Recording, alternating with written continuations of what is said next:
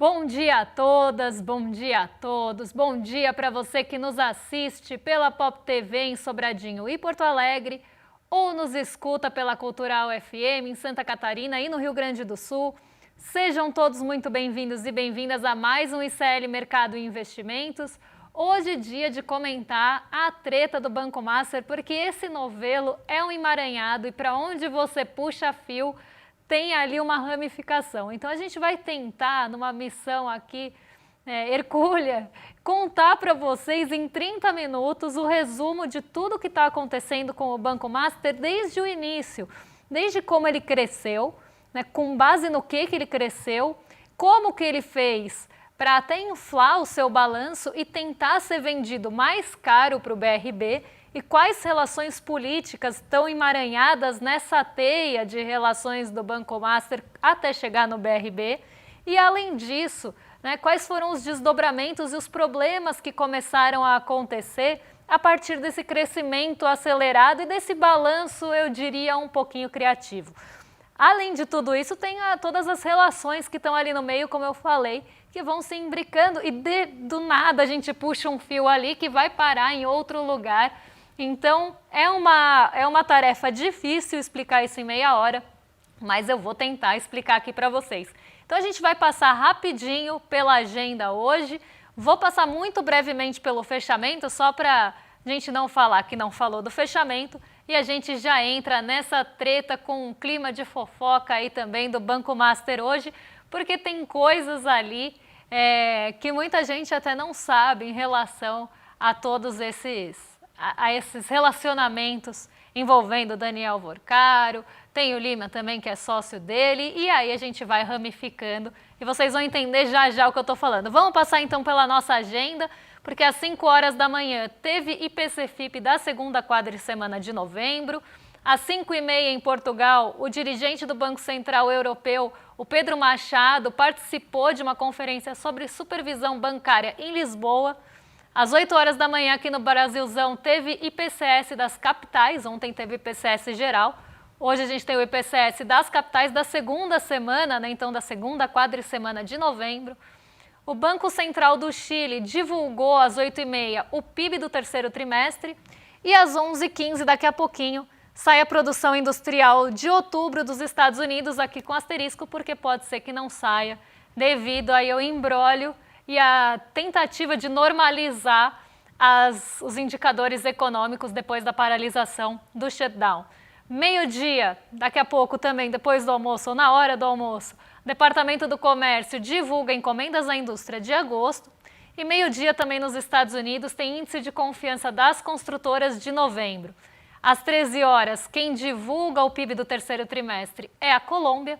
E nos Estados Unidos, a gente tem o balanço da Home Depot aqui durante o dia. Então, você tem uma agenda hoje bem esvaziada, eu diria, alguns dirigentes falando, mas nenhum indicador relevante para conduzir o dia de forma ali mais intensa. Não tem nenhum dado que se fale, nossa, esse dado pode mudar o rumo do dia. Então, uma agenda bem morna hoje, nessa terça-feira, mas ontem a gente teve uma coisa muito parecida, porque a gente também teve uma agenda meio esvaziada no mundão, a agenda global estava esvaziada e o que podia mexer com o humor dos investidores aqui no Brasil era o IBC-BR e o relatório Focus, porque o relatório Focus trouxe pela primeira vez desde o ano passado a inflação projetada abaixo do teto da meta. Então essa foi uma mudança até que surpreendeu de certa forma, isso porque o IPCA de outubro veio abaixo do esperado, veio no menor patamar para um mês de outubro desde 98 e diante disso os analistas de mercado mudaram suas projeções para 2025. Eu falei que isso poderia acontecer e realmente aconteceu. Então a gente teve essa mudança do relatório Focus, uma mudança importante, e ao mesmo tempo o IBC-BR, que a gente considera um termômetro da atividade econômica, veio abaixo do esperado, mostrando desaceleração da economia. Os dois dados juntos reforçaram aquelas expectativas de que o Banco Central pode começar a cortar juros antes do esperado no ano que vem. Então, talvez mais no começo do primeiro tri do que no finalzinho dele. Porque a grande dúvida é se o Banco Central vai cortar os juros logo no começo do trimestre ou no fim. E isso até trouxe um pouco de fôlego para as empresas, a Vale e a Petrobras, que são empresas de grande porte, aí, de grande peso e liquidez na nossa bolsa, tentaram levar o índice para o terreno positivo, só que esse terreno positivo não se sustentou, não conseguiu, né, o Ibovespa não teve fôlego para manter o patamar positivo, porque vieram ventos de Nova York e ventos bastante ali negativos, pessimistas de Nova York, e isso acabou influenciando também o nosso índice aqui. Então vamos ver como é que fica o fechamento de ontem, porque todo mundo caiu e o dólar subiu. A bolsa caiu 0,47%, fechou em 156.992 pontos. O dólar foi a 5,33, até tendo essa relação mais comum aí de cai bolsa, sobe dólar. Então ontem esse movimento aconteceu, inclusive com um pessimismo ali de Nova York, o dólar acabou se fortalecendo nesse cenário. O S&P 500 caiu 0,92 e Nasdaq caiu 0,84. Então um dia bem negativo em Nova York, e é justamente quando o humor dos Estados Unidos e do exterior, de forma geral, começou a deteriorar, que a coisa aqui foi para o negativo, porque até então a gente estava bem perto do 0 a 0, tentando até ensaiar uma recuperação, tentando mais um dia positivo, adentrar o terreno positivo, e aí vem esses ventos de Nova York e derrubam tudo por aqui, até por aqueles motivos que eu já expliquei. Incerteza em relação à divulgação dos dados, tem uma perspectiva que os dados sejam divulgados na quinta-feira, e quinta-feira o mercado aqui vai estar fechado por conta do feriado. Então, tem um posicionamento já em relação a isso. E lá em Nova York tem toda a incerteza também com as empresas de tecnologia, delas estarem sobrevalorizadas. Então, isso acabou. Até se vocês puderem deixar o fechamento aí em tela cheia, só para o pessoal de casa acompanhar, eu vou explicando aqui. Tá? Então, isso acabou trazendo esse pessimismo quase importado ali de Nova York. Então, um pessimismo generalizado que chegou aqui no Brasilzão e acabou com qualquer expectativa que a gente tivesse da Bolsa subindo. Então, um dia, como falei, um dia sem muitos condutores e que qualquer coisinha acaba ganhando maior relevância nesse cenário. Então, qualquer indicador que saia, qualquer perspectiva, expectativa acaba ganhando um protagonismo maior, porque não tem nenhum outro indicador, nenhum outro condutor para levar ali o dia, para conduzir realmente o dia.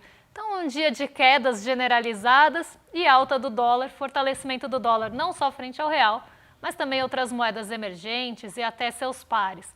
Um dia realmente mais protocolar ali da nossa bolsa, de giro fraco, inclusive, não foi um dia de muita movimentação. Então, tudo isso nessa espera, nessa expectativa, nesse compasso de espera dos ativos brasileiros até essa definição de divulgação de dados nos Estados Unidos. Vamos vir agora para o Brasilzão para falar do Banco Master, e como eu falei, eu vou ter agora 20 minutos aí para explicar tudo isso.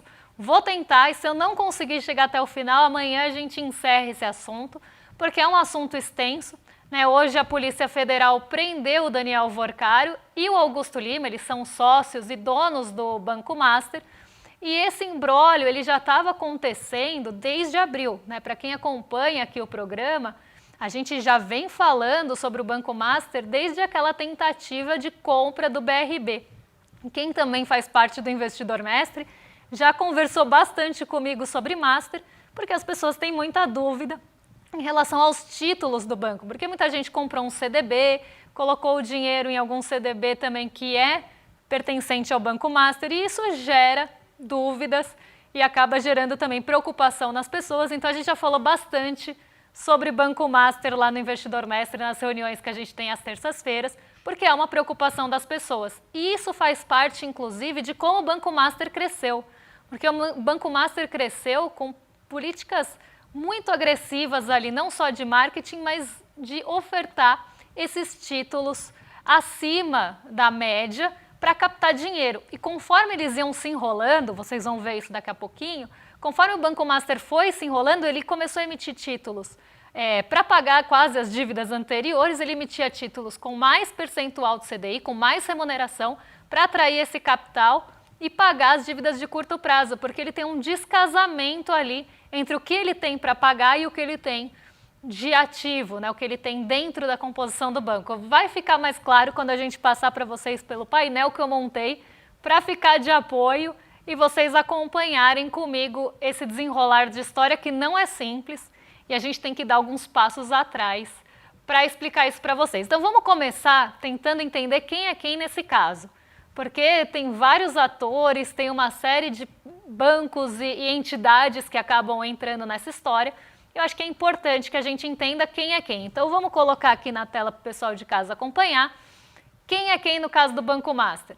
O Banco Master, só para vocês entenderem, ele não é um banco grande, ele é um banco considerado médio, de médio porte e que ele cresceu de forma acelerada nos últimos anos, oferecendo inclusive o CDB, né, aquele título de renda fixa que você empresta dinheiro para o banco e, em contrapartida, recebe uma remuneração por esse empréstimo, vamos dizer assim, que você fez para o banco. Então você empresta o dinheiro e o banco fala, tá bom, daqui a 1 ano eu te devolvo esse dinheiro com tal rentabilidade. E essa rentabilidade do Banco Master era muito acima da média. Então acabava trazendo, né, uma atratividade maior para você emprestar o dinheiro para o Banco Master. E até por ele ser um banco médio, você já espera que ele vai pagar ali mais rendimentos para você emprestar dinheiro para ele, porque senão naturalmente o dinheiro flui para as grandes instituições que têm mais solidez, que têm ali um tamanho maior, que vão conseguir segurar uma bronca maior. Então, o dinheiro normalmente, até por questões de folha de pagamento e tudo mais, acaba fluindo mais facilmente para bancos maiores. E os bancos médios, eles precisam de uma competitividade maior para atrair esse recurso. Então, já é normal que um banco médio pague um pouco mais de remuneração quando você coloca seu dinheiro lá, do que um banco grande. Só que o Banco Master não pagava um pouco mais, ele pagava muito mais. Ele foi super agressivo nessa captação de recurso e ele queria atrair esse investidor da pessoa física, queria pegar esse recurso para suas operações dentro do banco. Então esse dinheiro que entra no CDB não tem lastro nenhum, ele pode emprestar para a finalidade que ele quiser. Não é diferente de uma LCI e de uma LCA, por exemplo, que tem essa finalidade lá no final. E o Banco Master ficou muito conhecido por isso, né? E grandes distribuidoras, corretoras, distribuíam esses CDBs, esses títulos de renda fixa do Banco Master, que não só tinham uma taxa pré-fixada altíssima, como pagavam ali 160% do CDI. O que isso significa? Que paga hoje, se a gente pensar 14,90 o CDI ali seguindo nossa Selic de 15, 160% de 15%, ou de 14,90. A gente pode falar de 15 para ficar mais fácil a conta. Então, olha como era agressivo e essa dívida foi ficando impagável também ao longo do tempo. Mas era uma estratégia para atrair esse recurso. Mas não para por aí, porque a gente ainda tem o BRB nessa história, que foi o banco que é o Banco de Brasília, controlado pelo governo do Distrito Federal, e vocês já vão entender porque eu estou falando dele, foi o banco que propôs a aquisição do Banco Master, focando em ativos até de maior qualidade. Mas o que já vinha acontecendo ao longo do tempo? O Banco BRB e até outros bancos vinham ao longo do tempo comprando créditos do Banco Master. Então o que acontecia? O Banco Master pega lá o dinheiro que ele capta com você no título de renda fixa. Esse dinheiro é emprestado depois para outra pessoa. Quando esse dinheiro é emprestado, então é feito um empréstimo ali, isso vira um ativo de crédito do banco. O banco passa a ter aquele direito de receber também de quem que ele emprestou. Só que ele não recebe agora, ele vai recebendo ao longo do tempo. É isso que a gente chama da carteira de crédito, né? Para quem que ele empresta. E aqui taxas, né, para qual finalidade, se é financiamento de veículos, se é financiamento imobiliário, se é para o agronegócio.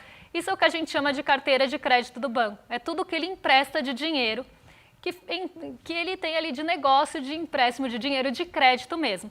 E o Banco BRB e outros bancos também vinham ao longo do tempo comprando esses créditos do Banco Master. E isso...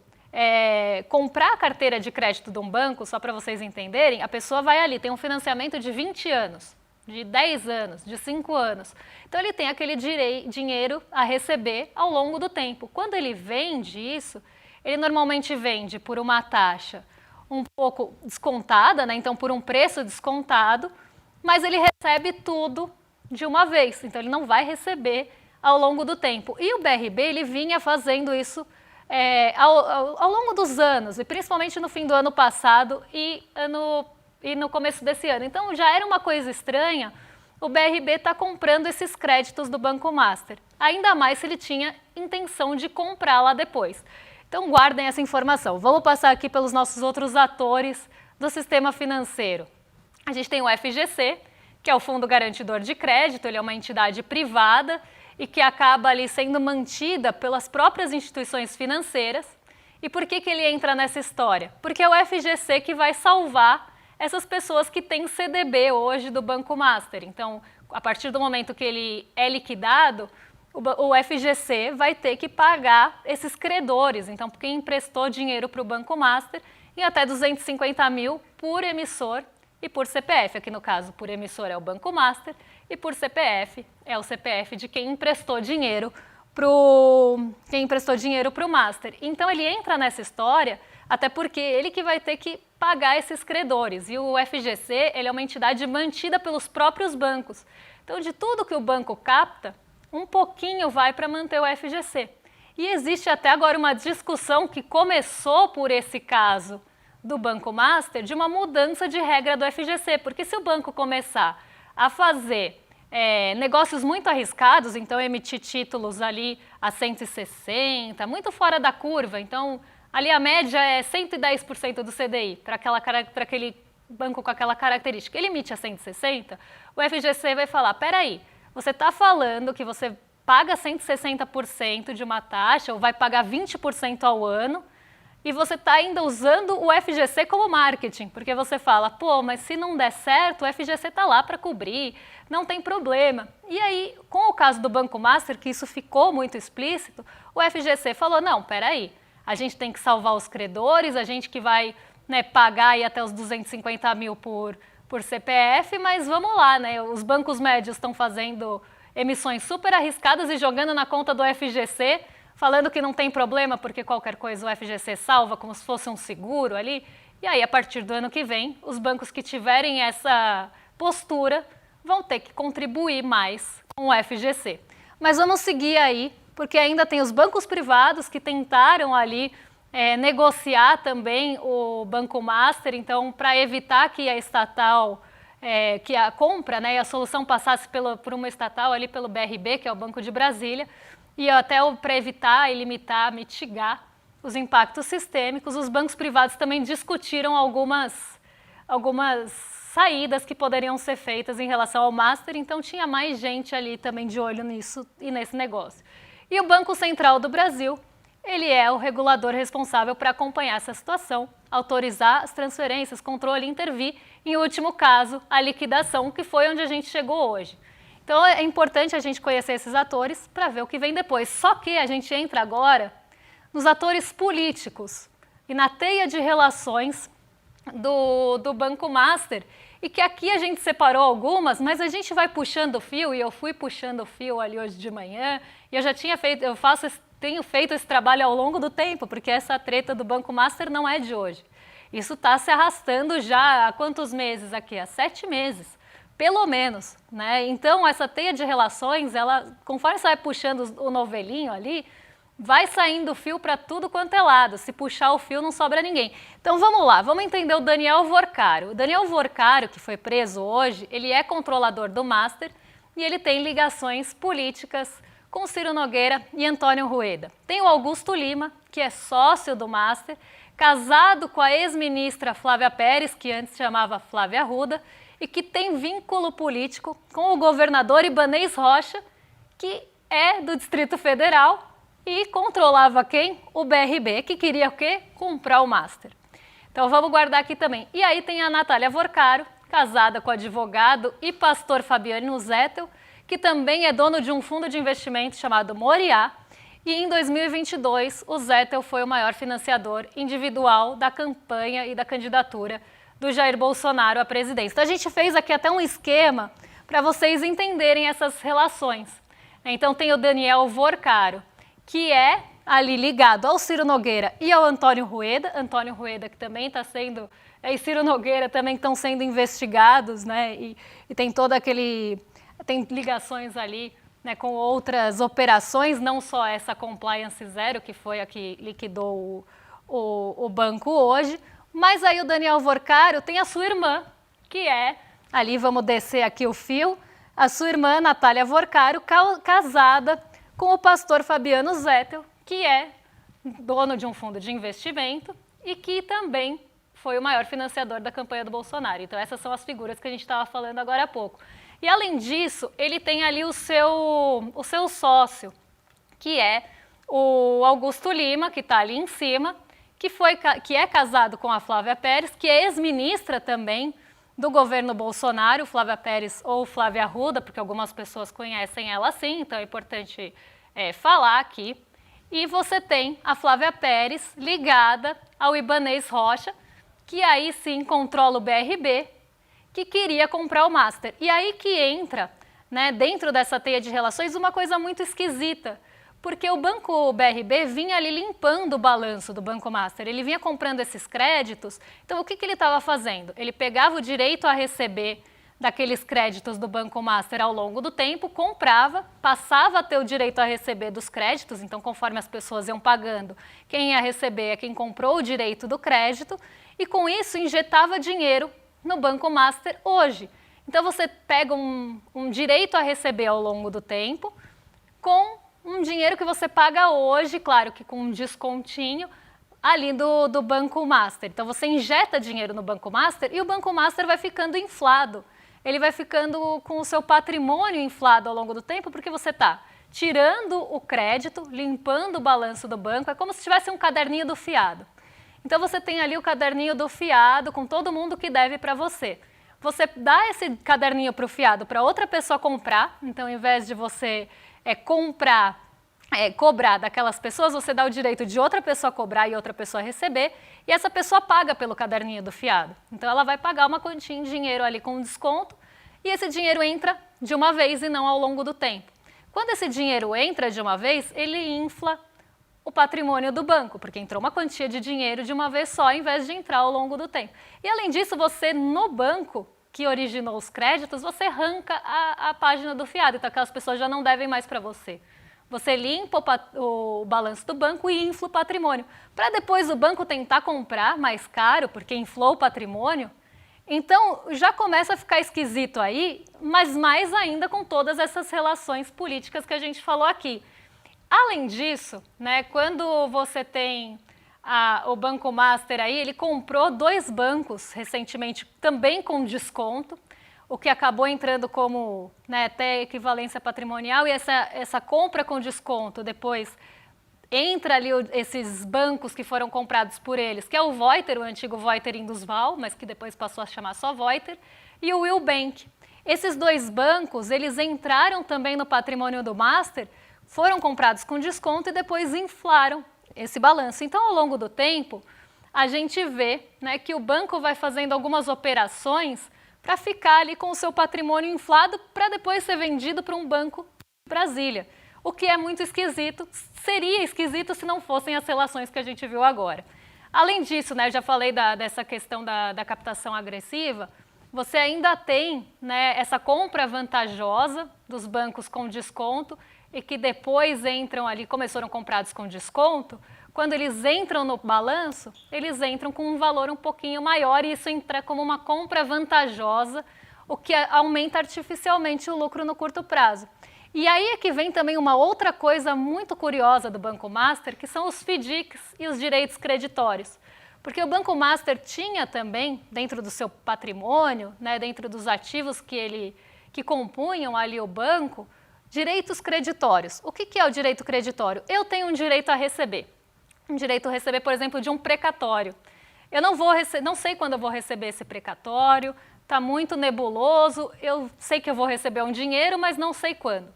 O que o banco faz? Inclusive, até muitas vezes, explorando, né, esse desespero das famílias que querem receber esses precatórios, mas não sabem quando eles vão receber e em que condições. Então, o banco chega e fala assim, eu compro esse precatório de você bem baratinho. Em vez de você ter o direito de receber, quem vai ter o direito de receber sou eu, o banco, no seu lugar. Então você vende para mim, já que você não sabe quando vai receber, nem quanto, nem como e nem qual condição, vende para mim esse direito a receber, eu passo a ter o direito a receber, você recebe o dinheiro hoje e eu fico com esse dinheiro a receber, sabe quando? Então, eles tinham muitos desses precatórios, e precatório é uma coisa que não tem uma precificação que a gente sabe quanto vale. Precatório pode ser que você esteja colocando ali preço de Ferrari no Fusca. Ninguém vai olhar como você está precificando esses precatórios, porque eles são negociados em balcão, eles não têm uma padronização. Então, isso também foi uma forma de você inflar o patrimônio do Banco Master, porque você tinha uma série de precatórios ali com preços que ninguém sabe como foram dados. Então o Banco Master ele fez várias formas muito criativas de deixar o banco inchado, como se ele valesse mais do que ele vale de verdade. E isso são formas criativas ali, limpou balanço, precificou os precatórios, sabe Deus de que forma. Então tudo isso começou a levantar suspeitas em relação ao Banco Master. Mas não para por aí, porque tem mais coisa nesse imbróglio. Eu falei que é uma história longa e talvez eu tenha que acabar ela amanhã. Quando você tem, né, esse patrimônio inchado, como eu falei, você pode vender esse banco mais caro. Só que essas receitas e essas coisas não eram recorrentes, aconteciam uma vez, depois você não vai comprar banco com vantagem ali toda vez, você não vai ter essa precificação dos precatórios, porque até pode ter, né, uma diferença ali, algum precatório, enfim, você vê que ele não vale o que vale. Então, tudo isso começou a levantar suspeitas. Mas acho que a cereja do bolo que levantou a suspeita em relação à compra do BRB, então eu ainda estou lá atrás, foi justamente a forma que essa compra ia acontecer. Porque o BRB ele ia comprar 100% das ações preferenciais, as que não têm direito a voto, ia comprar uma parte das ações ordinárias que têm direito a voto, então ali ia comprar 49% das ações ordinárias e ia deixar 51% da ação que tem controle, que tem direito a voto, na mão do Daniel Worcaro. Isso era uma forma de não passar pela Câmara Legislativa do DF, né, do Distrito Federal, e, além disso, tentar ali, até podem colocar essa telinha para o pessoal de casa acompanhar, essa parte aí das ações, porque eu acho que pode ser um pouquinho aí mais confuso para quem está em casa, mas eu vou passar aqui para vocês certinho como fica. Então, 49% das ações ordinárias que têm direito a voto iam ser compradas pelo BRB. 100% das preferenciais também iam ser compradas pelo BRB, só que ainda ia ter 51% das ações ordinárias, que são essas que dão direito a voto, e controle formal, na mão do Daniel Worcaro. Então ia comprar, mas não ia comprar, ia deixar o controle ali. E além disso, né, não ia ser necessário pedir autorização da Câmara Legislativa do DF e reduziria a possibilidade de ações de controle mais rígidas do Ministério Público e do Tribunal de Contas. Então o que eles estavam tentando fazer? Meio que uma coisa para passar despercebido, para ficar ali meio embaixo dos panos. Só que foi justamente isso que levantou a suspeita em relação a essa compra do BRB. Então hoje a gente para por aqui e amanhã eu termino esse assunto porque o tempo do nosso programa acabou. E eu sei que quando o assunto, o fio é bom, a gente quer saber. Então amanhã vocês liguem aqui no Mercado Investimentos que a gente vai terminar essa história que é um rolo sem fim.